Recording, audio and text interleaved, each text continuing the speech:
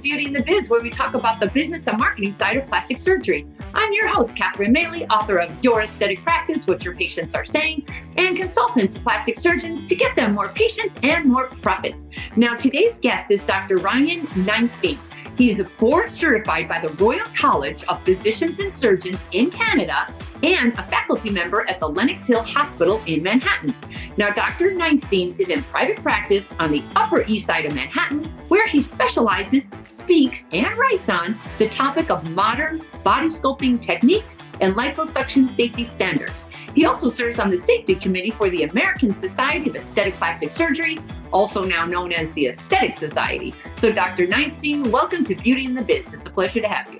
Well, Catherine, thank you so much for having me. I'm very much looking forward to this, and I have been following your work for quite some time, so it's an absolute pleasure to talk to you today. Oh, glad to hear it. Now, how did you go from Canada to decide to come to America to the most incredibly competitive area in the United States? How did that happen?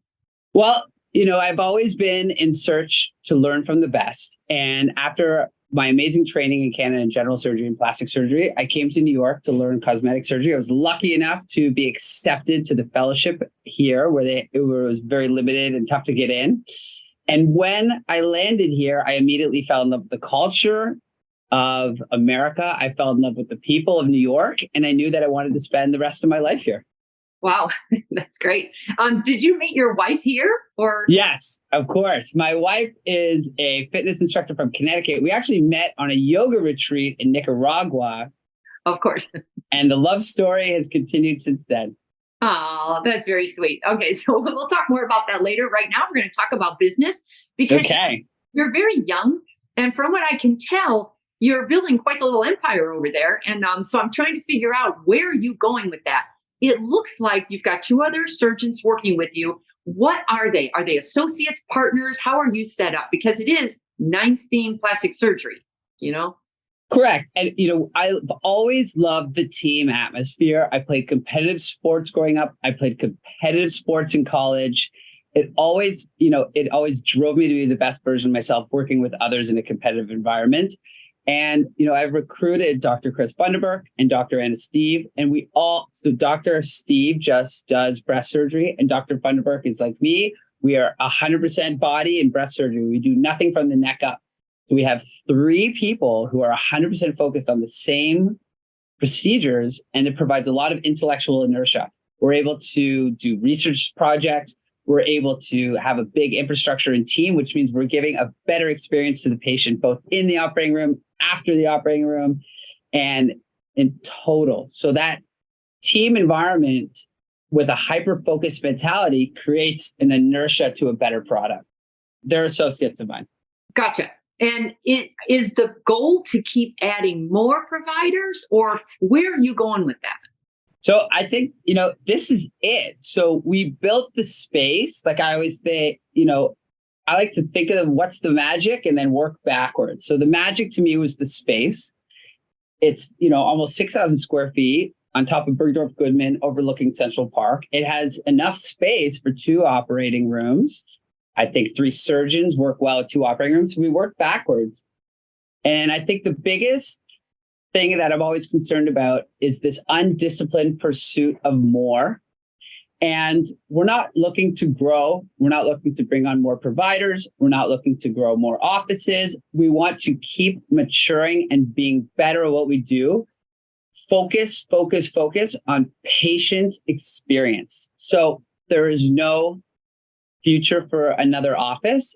All the future is just enhancing and increasing the capabilities and abilities that we have right now. One of the biggest challenges of surgeons is working together.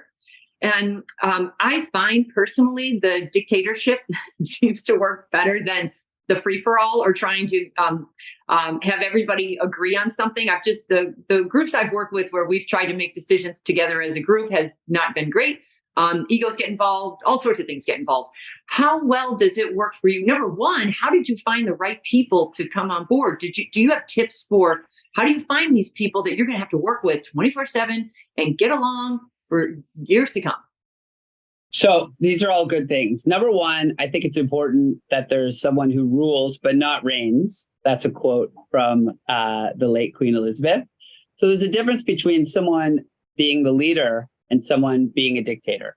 So in my office or in our office, I take the leadership role from the operations outside of the OR, the organizational structure and the operations point of view. And that's something that my associates like me doing, something I take great pride in. That's something, I use mentors and consultants from around the world to help me continuously improve the culture. And that creates a frictionless interface between me and our other surgeons. And we have a common goal. We want to work together to provide patients with the best experience. So in that sense, they have autonomy my associates have a unique amount of autonomy for being an associate, for how they grow and develop their own practice within the practice. And I talk about, using Frick as an example. Frick worked with Carnegie, right? And Frick has his own museum here in New York. Steve Ballmer worked for Bill Gates, and Steve Ballmer owns a basketball team. So you can create immense success within a bigger organization and use that structure and foundation that a leader that you believe and trust in can create. So I don't think you need a dictatorship. And I also don't think you need everyone to be equally weighing in on every aspect. When we have a Northern Star and a moral compass that we're all agreed upon, someone can take the lead on that. But what happens when you need to make big decisions? Things like, what are we going to do with the profits this year? How are we going to divide them up? Are we going to put them back into the practice? The big decisions, how are those made? So everything, I do believe in a meritocracy. And merit is not all about revenue generating. There's, especially in medicine, the quality of the outcomes is not about how much revenue is generated. It's like, how happy are the patients? So we have multiple tiered levels of key performance indicators that help, our bonus and comp structure. And then how do you divvy up, like the one woman, she focuses on breast, you two guys are focused on body. When the leads are coming in, like, does she ever want to do anything other than breast, or the boundaries are so set with you? You three have this so figured out and dialed in that there's never an issue with leads, or I'm getting more than you're getting, or I think when someone says never or always, they're probably lying. We have pretty clear goals for each of us of what we like to do. And, we do a lot of these hybrid cases where Dr. Steve does the breast and I'll do the tummy tuck, and because they want that expertise at both levels. And that works really well. But primarily, Dr. Steve is a breast surgeon. She has all the, world-class training in breast surgery and likes to do complex breast surgery. And she primarily focuses on that. So if someone is interested in doing, a big body procedure in breast, we usually will have two surgeons involved, and they'll get a particular expert in each side. Mm-hmm. And is it complete 100% cosmetic? 100% cosmetic. But, yes, I'd say so. Sometimes, even though it's cosmetic, we're still helping people with skin cancer, lumps, bumps, breast reductions, things like that.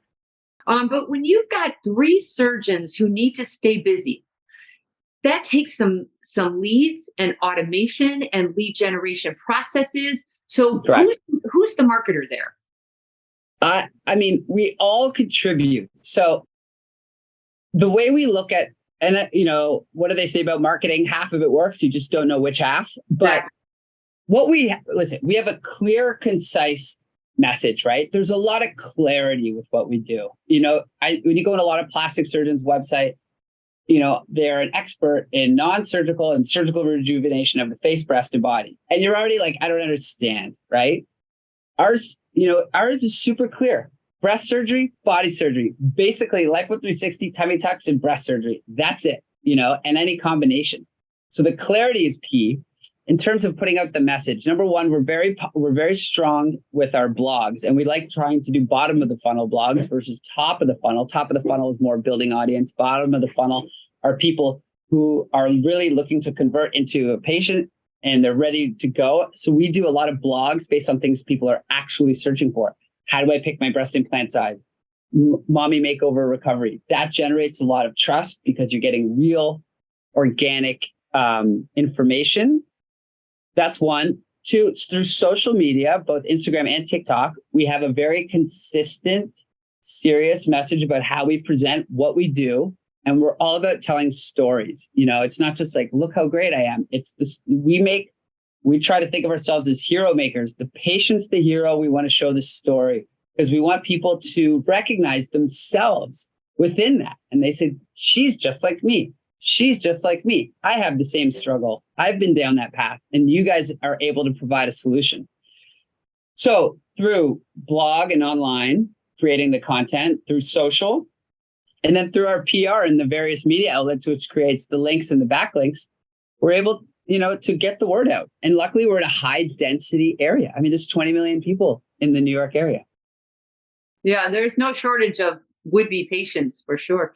Do you all use the same website, or does everyone have their own social media account, or is it all? We have one mothership website, and we all have our own social media, but we're all we have the same coherent message within that social media, and everyone's saying the same thing every day, and with the foundation of the mothership of the location, the team, all together.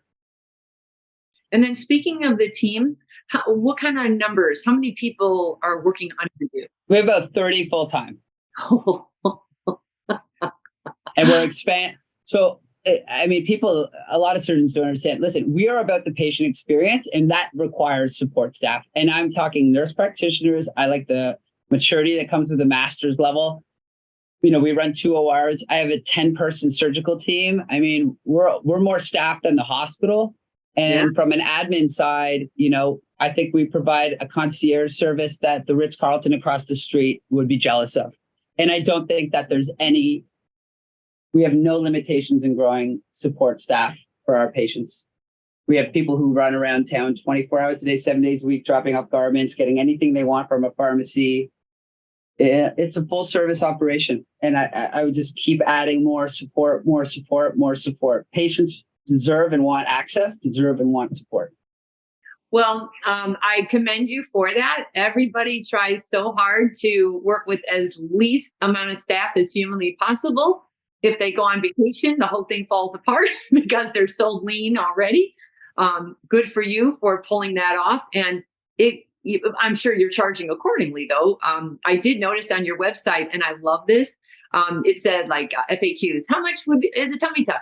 Well, it's anywhere between 20 and 75 grand, and I thought that was really good because obviously it's a huge range, but it totally told the segment who you are. You're not going to be the 2-for-1er kind of guy, Well, listen, we charge a lot. We give a lot. Well, I think it goes hand in hand. I think you've got to go both. Yeah. About 30% of my patients are out of state and out of country, and we give a lot. It's an incredibly mature relationship with the doctor and the patient. It's not transactional. We're all in. We visit the patients every day that are across the street in the hotels. We have these long-term relationships. It is not a transactional factory. I don't think there's anything wrong with that for the, certain people. That's the way they want to have their surgery, and that's fine. I know what over the years patients that we love to work with want, and they want all of the experience and aftercare. And to us, that just means a big committed team of, passionate, caring people. Now, I know you're big on teamwork and I'm sure building culture. Yeah. Any tips on that? Because I would say that's probably the biggest challenge of almost any practice are the people. It's tough managing people, especially if you're a surgeon who never was taught any of that, leadership and culture and all of that. Now, what are your tips on it and how'd you learn it? Well, you have to find mentors. I don't think you can go a straight line in life without a ruler. And you need to find mentors who can help you go from being smart to wise, and also understanding that there's no endpoint on wisdom. So to me, smart is, you can read a lot of books. Like when we all finish school, we're very smart. Everyone's smart. We could read lots of books on business. We can read lots of books on HR. But wisdom is that traveling and actually implementing all that. So you got to just keep asking questions, keep trying anything. With the team, with your people, you got to seek first to understand if you want to be understood. So you got to get to know your team. And you have to create, like we have a core values. So to come work on our team, it's not for everyone.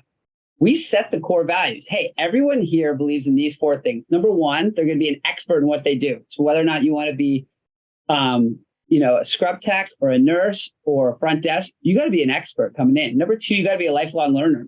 We have Book of the Month Club. Everyone has to take a course every year. Everyone has to keep getting better. This is not a check-in, check-out. Number 3, you have to graciously share what you learn. We have 30 people learning things every day. You got to be walking around and sharing them. There's no hiding knowledge. Number 4, you have to accept feedback. Okay. So you have to be willing to have all these checks and balances. But when you have 30 people moving in the same direction, all on the same page, that's the culture here. And it's a really culture that it's patients first, employees second, profits third. Never lose sight of that. Patients, employees, profits. That's the algorithm. You can't go the other way. You got to take care of the patients. You got to take care of your team. And how often are you meeting? So we do a full town hall meeting once a month. And then the individual teams, the clinical nurses, the surgical nurses, the admin, the patient coordinators do weekly meetings.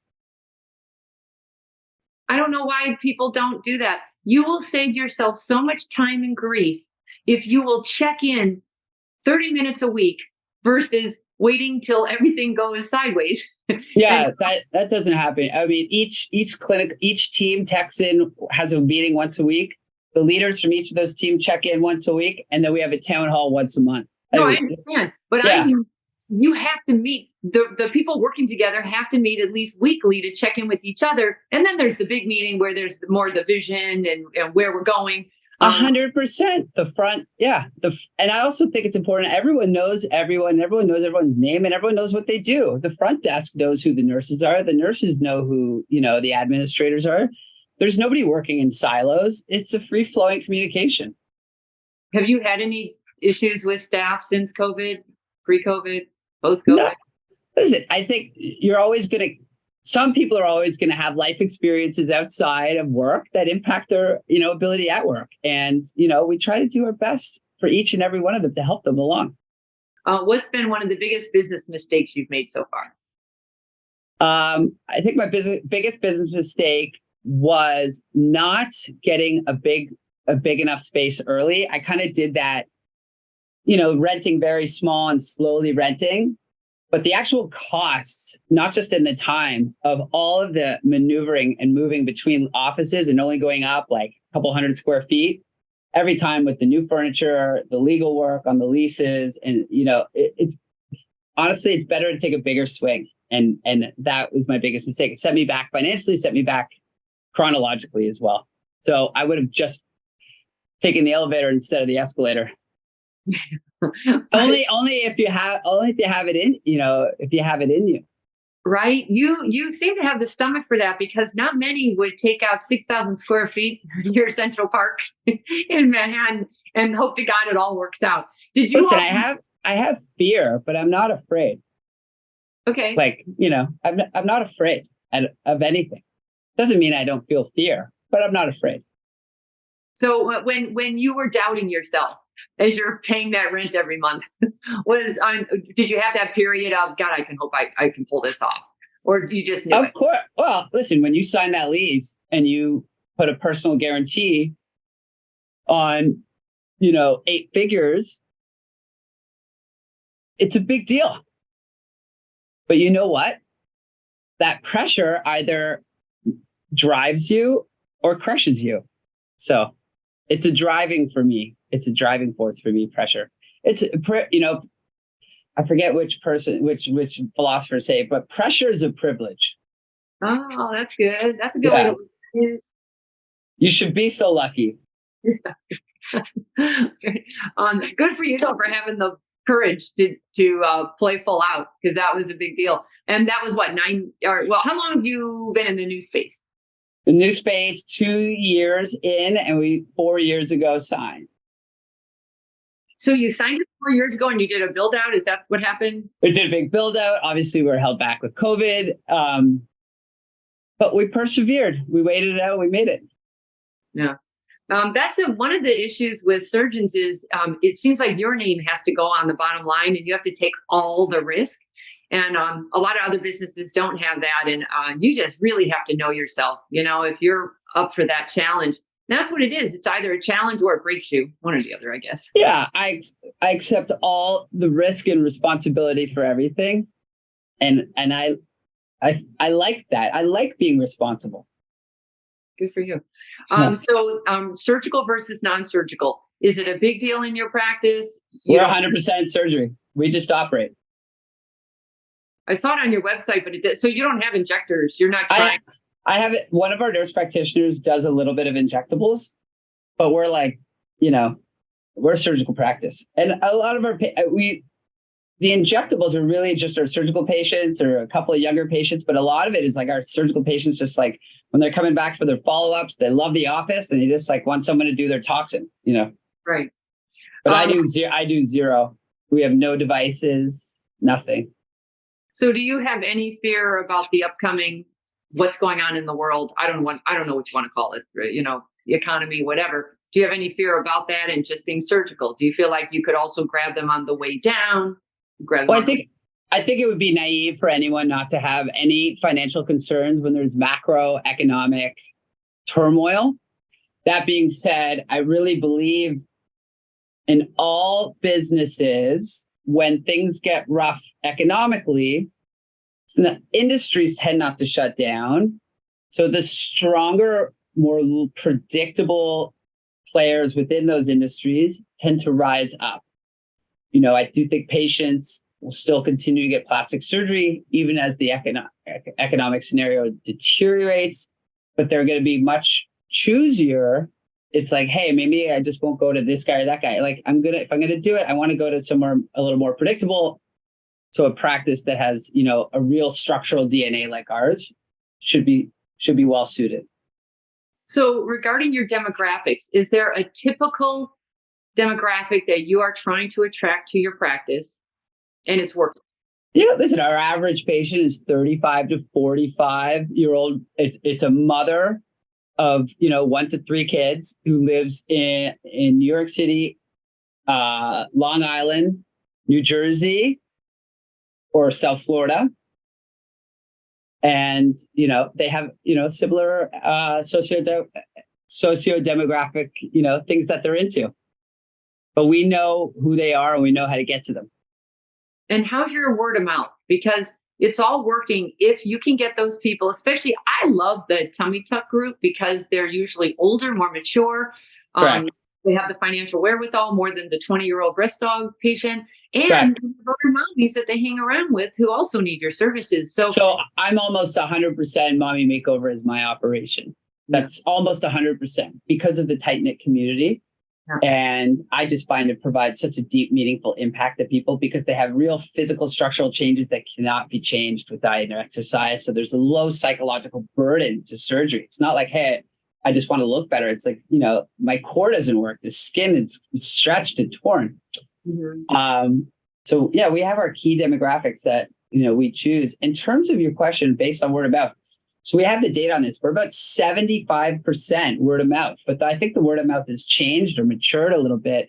Typically what happens is someone will get my name from either their doctor or another patient, and then they'll follow us on social media for like 3 months. They're probably following lots of doctors, and they are almost like interviewing you. They want to get to know you, see what your practice is like, see what your home life is like, see what kind of things you do. So that's the typical story. Hey, my friend gave me your name, and then I followed you for 3 months, and now I decided to make a consultation. Right. And do you think they still got to your website, or do you think they stopped at social? So I know we get a lot of traffic on the site, and I actually think on certain pages, like the blogs that are deep dives into specific questions, I can see they spend a lot of time on those. On the generic pages, I'm not saying they're generic. I mean, it's all custom content, but like we're not going to write anything that's groundbreaking on breast augmentation versus every other plastic surgeon. But our custom deep dive blogs really give you more insight into what's happening in here and how it relates to the patient. So people do go to the website. They just do it in a different way. Yeah, I honestly think nowadays a lot of times a girlfriend mentions you, they go to your Instagram, then they go to your website, then they call or fill out the form. It's gotten Yeah. very zaggy and it's very difficult to tell. And a lot of times they tell you one thing on the phone, they tell you something else when they get there, then they tell you the real story when they get to know you better. So That's why it's important for the message to be cohesive, clear, and constant across all your mediums. So it doesn't really matter if they get to you on Facebook, Instagram, TikTok, or your website. Everything looks and sounds and smells the same. well, you've done a good job with educational marketing. I like that a lot because I built my whole business on education. I love All, all we want to do is be educational, informative, and show a little bit of our personality so people get to know us. It's yeah. pretty straight. That's pretty much it. Do the patients ask if your wife had a tummy tuck? Everyone asks everything. And that's just human nature. Well, she's really a good walking, talking testimonial. And I wouldn't say if she did anything or not. It's just, I mean, she's really a good. She's the love of my life, and I'm grateful to have her as the mother of my children and my life partner. Yeah. And you have a little boy and a girl? I have a little boy and a girl, and there's nothing, best thing I've ever done as a surgeon is become a father. It helps provide such clarity in life. Right. Right. You probably get your priorities in order after that. Yeah. Life's straightforward with kids, Yeah. It's chaotic, but straightforward. I know you're showing them off on social. Some people don't. You do. Yeah. What's your philosophy on that? It's part of my life. It's who we are. We love our kids, and I respect everyone's opinions and choices on all things. You might change your mind as the kids get older and say, I don't want to do this, then 100%. Correct. Exactly. So what else is working? So right now the content is working, the social media is working. You're doing a good job. You've got 46,000 followers. So you're doing something right there. Listen, at the end of the day, there's only one thing that works is being an excellent surgeon and an excellent physician, just taking excellent care, being available to communicate, to be there for patients when they need you. That's what, everything else is great, but that's the real quintessential thing that matters. You're being a person of real trust and compassion to the patients. That's it. You need both. You can't just be a good surgeon in today's world. Who's going to know that? Who's going to know you? You got to get the word out. But great surgeon. You've got to do some good marketing, take really good care of that patient so they don't say anything bad about you. And they might even, ring your bell, and tell everyone else about you. I just think you have to have it all in today's world for the long run. If you're in this for the long run, every patient should be treated as the one patient that you 100%. 100%. It's too difficult to screw this up, or not. No, it's too easy to mess this up. That one patient, have you ever had that patient from hell? And I don't want to characterize again, people, it's hard to see the world through someone else's lens. Mm-hmm. So we don't allow any type of terminology around here, like difficult patient, tough person. We just, how do you weed out the ones that aren't feeling good to you? Well, I think everyone gets a little bit of a spidey sense, similar to, dating, but not everyone's a good match for each other, and that's okay. So I think you get a sense of that. One of the nice things. Or do you just increase your price, or how do you handle that? No, I don't believe in anything deceptive. Just, honesty. Life's too short. Sometimes you're with a patient and you're just like, I really don't think I'm the right surgeon for you. I just don't think I can do what you want. Do you know how many times they have given a bad review because of that? They'll literally say that. And it's like, I'm trying to be honest here, and I just don't think we're a good fit. And they'll say, and he wouldn't even see me, and he wouldn't help me. Anyway. Well, Hemingway said there's a big difference between being defeated and being destroyed. So everyone takes some hits and everyone takes some losses. You can't win everything, but you can be just and, honorable and ethical in every scenario. And then, you let the cards fall. Sometimes, but when you do that, you're going to win more than you lose. And if anyone tells you they don't have any losses in life, they're lying. Yeah, for sure. Oh, no, everyone does. The problem with social media and all of us, where everyone's got their game face on, and that's why I want to be more authentic and say, these are the issues that happen in this industry. Like, what would say your biggest challenge has been growing a practice? What has been your biggest challenge? There's not enough time in the day. I want more time for patient care. That's it. When you're running the practice and you're in an operating room, you're being pulled, to do things to help with the business and surgery, and you want to spend more time with the patient. So that's a difficult balance. That's the hardest time. Just need more time. That's why I get up at 4 a.m, try to give myself an extra hour. I hear you. I get up at 5, and it's the only peace and quiet I get, and I love it. I'd rather do that, but then I have to go to bed at 9. I definitely need 8 hours. I'm not the 4 hour. Those are choices we make for a good reason. Yeah. I just think better at 5 a.m. than I do at 11 at night. That's for sure. Yeah. Things are clear in the morning. Make your difficult decisions in the morning. Have you found it hard to balance business and family now that you have 2 kids? Well, I think balance is relative, different stages in your life. As long as you and your life partner understand, if you're in a growth phase like we are, that I'm just not going to be around for a while. But, the idea is that I'm going to invest more time now, so I have more time later as the kids get older. Right. So it's important to recognize that balance, I think, is a shifting structure, and that, you can't build a surgical practice working 9 to 5, Monday to Friday. That's just not possible. And it's not for everybody. It's not for everybody.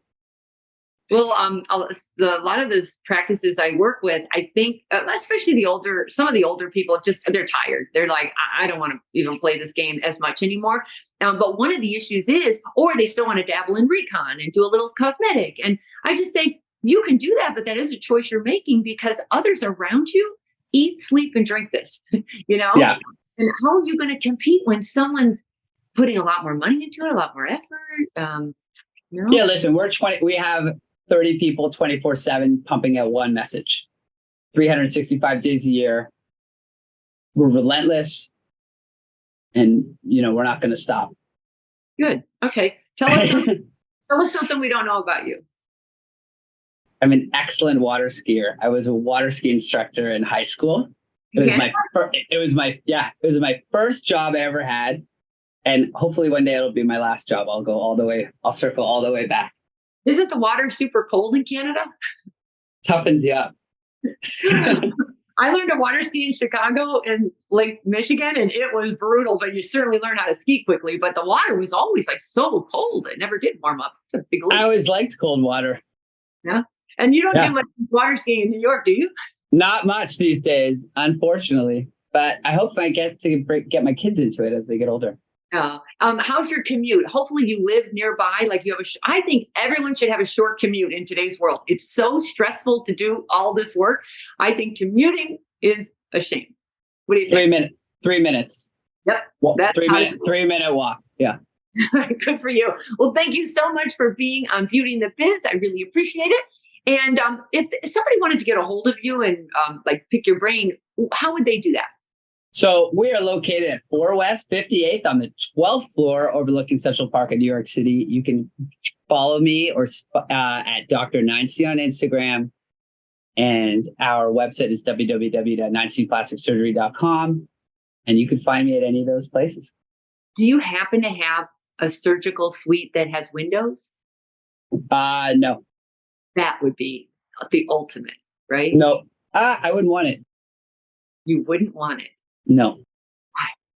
Because you should be so focusing on the patient, not Central Park during surgery.